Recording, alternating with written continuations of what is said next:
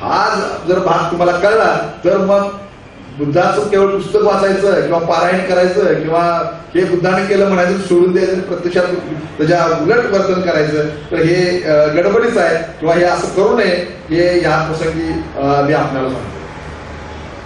2 उदाहरणं तुम्हाला मी या प्रसंगी सांगणार आहे. नागपूरमध्ये एक ग्रस्त होते, हायस्कूल टीचर, नंतर ते BEd कॉलेजचे प्राचार्य वगैरे वगैरे झाले. हे कधी 1945च्या काळामध्ये आलं. तर त्या ग्रस्तांनी पुस्तकं लिहिली बुद्धावर, 6-7 पुस्तकं आहेत.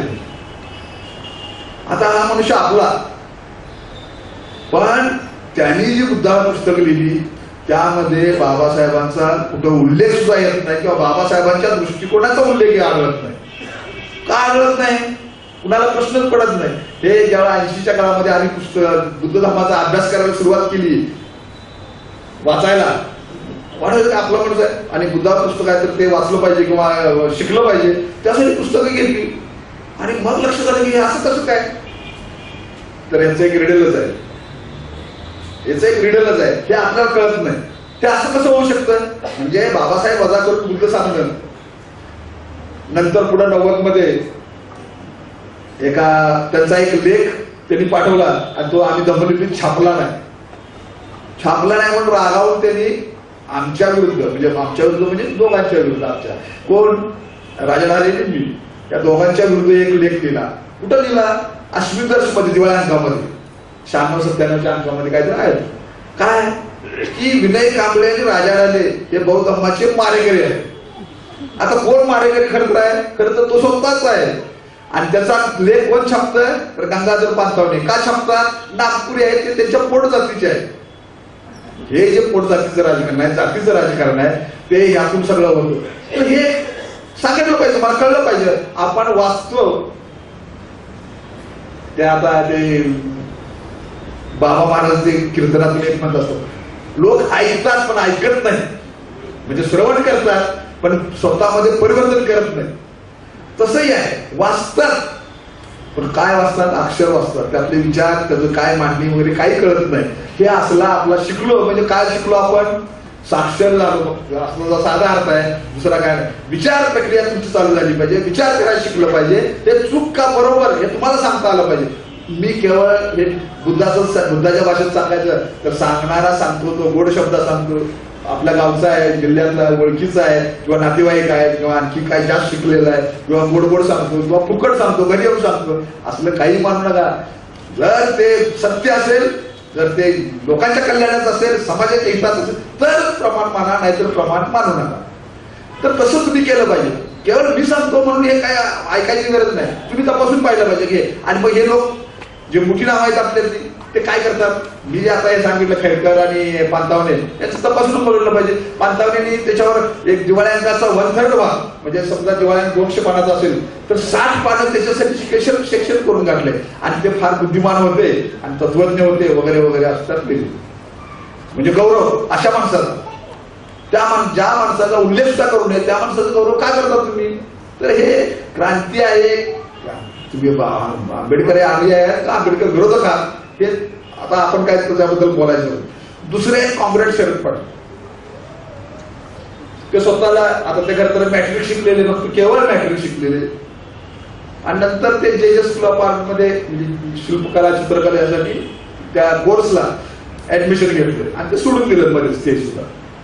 आता हा मॅट्रिक शिकलेला मनुष्य 42-45 वर्षापर्यंत काय बाकीच्या गोष्टीचा काय संबंध नाही, पार्टीमध्ये काम वगैरे, मोर्चे किंवा संघटना वगैरे आदिवासी शेतकऱ्यांच्या मध्ये.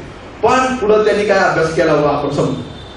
पण हा मॅट्रिक शिकलेला मनुष्य नंतर मग स्वतःला इंडॉलॉजिस्ट, भारत विद्याशास्त्र, प्राचीन भारताचा विद्वान असं स्वतःला म्हणून घेऊन इंडॉलॉजी, तर तो प्राचीन भारताचा तज्ञ अभ्यास इंडॉलॉजी जातो. त्याने काय लिहिलं आपल्या पुस्तकात की इंडॉलॉजी काय मानते?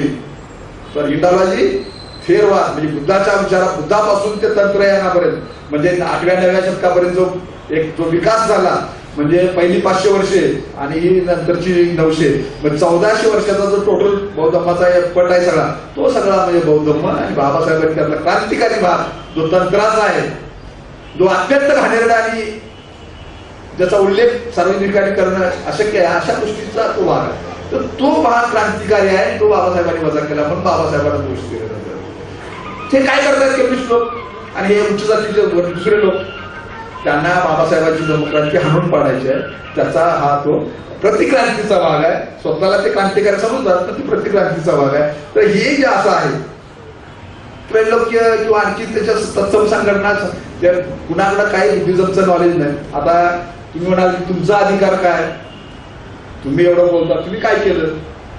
आज 2014 आहे, 1990, 91, 92, 93 4 वर्ष मी पुण्यात होतो आणि तिथे एक बुद्धिस्ट अकॅडमी नावाची संस्था होती, बौद्ध सांस्कृतिक केंद्र आम्ही चालवत होतो. तिथे मोठी लायब्ररी होती आणि त्रिपिटकाच्या मराठी अनुवादाचा तो प्रोजेक्ट होता आणि काय मॅगझिन चालवत होतो आम्ही, कार्यक्रम, ट्रेनिंग, आता क्लासेस चालवतो, संडे क्लासेस आणि इतर उपक्रम भरपूर होते. तर त्या सगळ्यामध्ये मी ते काम केलं, त्यामध्ये ट्रान्सलेशन स्कीम मध्ये आणि सगळ्या बाकीच्या गोष्टीमध्ये त्यातलं मुख्य म्हणजे ते काय होतं ते सगळं मी बघत होतो. तर हे अनुभव आहे ना, म्हणजे त्याचा अधिकार जो आहे तो हा आहे की ते सगळं माहित आहे, पण आपल्याला अजून ते काय माहिती नाही. आपण काय करतो, पुस्तक कलेक्ट करतो, घरी ठेवतो आणि ज्या हे आहे त्यात हे आहे शिकवलेलं आहे. आणि मग जे काय आपण उलट्या दिशेनं प्रवास सुरू केलेला आहे तर तो इतका आहे की आपण फार बाबासाहेबांच्या पासून दूर गेलेलो आहोत. तर तो असं असू नये एवढंच मला या प्रसंगी सांगावं वाटतंय. आणि युद्ध की बुद्ध, कार्ल मार्क्स की बुद्ध, हा ज्या बाबासाहेबांचा जो प्रश्न शेवटी उपस्थित केला तो फार महत्वाचा आहे. बुद्धानं जर युद्ध नको म्हणून सांगितलं, रक्तपात नको म्हणून सांगितलं, मग आपल्याला ते का हवंसं आहे आता सध्या.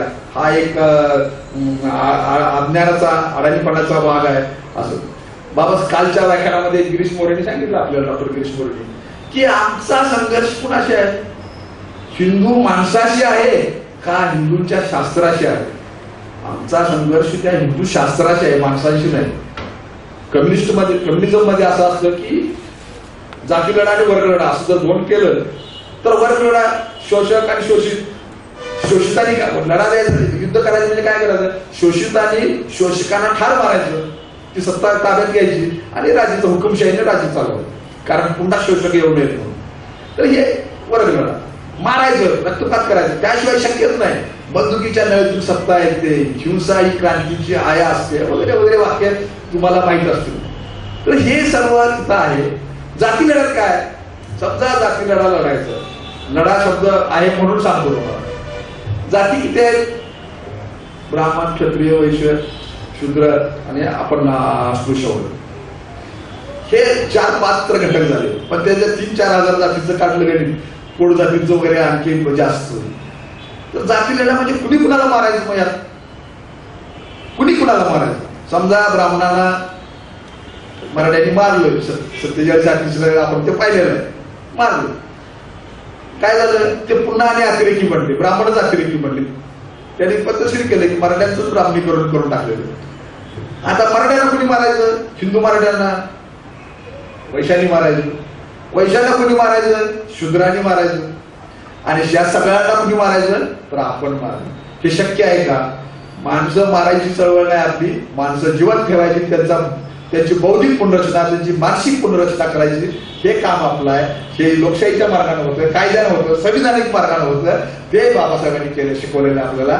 आणि आपले बांधव आहेत ते असं आपण मानतो, जरी शत्रू असले ते, त्यांच्याबद्दल करुणा असली पाहिजे. त्यांच्याबद्दल द्वेष आपल्याला नाही, त्यांच्या वाईट विचाराबद्दल द्वेष आहे, त्यांच्या व्यक्तींच्या बद्दल आपल्याला द्वेष आहे. पण आपल्या अनेक संघटना, हे ब्राह्मणांचं आहे, हे ब्राह्मणी आहे, हे अमुक आहे, पत्रक काढतात, झेरॉक्स वाटतात, ते काय काय करतात, प्रचंड उद्योग चालू असतो. हे सगळा मूर्खपणा आहे. हे बंद झालं पाहिजे. हे जर बंद झालं नाही तर आपण आपला प्रवास कुठून कसा होईल हा एक गडबडीचा भाग आहे. शेवटी एक मुद्दा मांडतो आणि थांबतो.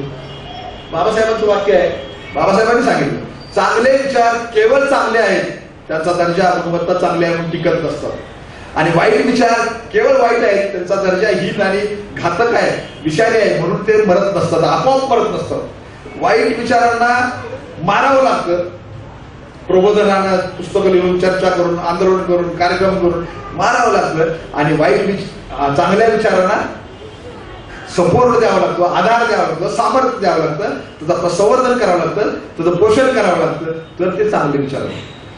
चांगल्या विचारांना जर आधार मिळाला नाही, चांगल्या विचारांना जर कुणी सपोर्टर मिळाले नाही, चांगल्या विचाराचा कुणी गौरव केला नाही, चांगल्या विचाराचा कुणी उल्लेखच केला नाही, तर चांगले विचार आपोआप मरून जातील. म्हणजेच काय होईल, चांगली माणसं काय, चांगला विचार काय, त्याची कशी अशी गडबड आहे. ते व्यवहारातले जे चलन आहे, नोटा किंवा करन्सी मध्ये असं आहे की ते नियमच आहेत की खोटी नाणी खऱ्या नाण्याला व्यवहारातून बाहेर काढतो.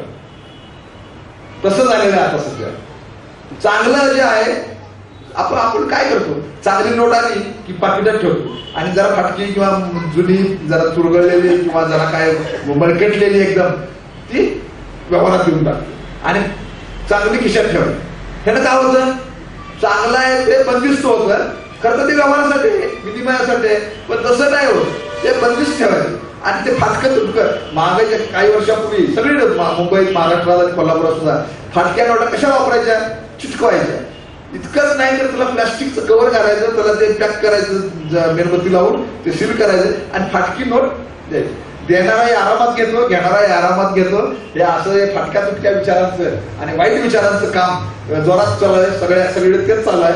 आणि मग लोकही त्याच्यावर व्यवहार चालू आहे आपला, तो ताबडतोब बंद करण्याची गरज आहे. नाहीतर आपलं भवितव्य आपणच आपल्या हातानं घातक करू किंवा विनाशाच्या टोकावर नेऊन ठेवू असं वाटेल. आणि ह्यासाठीच ते होऊ नये यासाठी काही जागृती करावी म्हणून आम्ही संबोधनी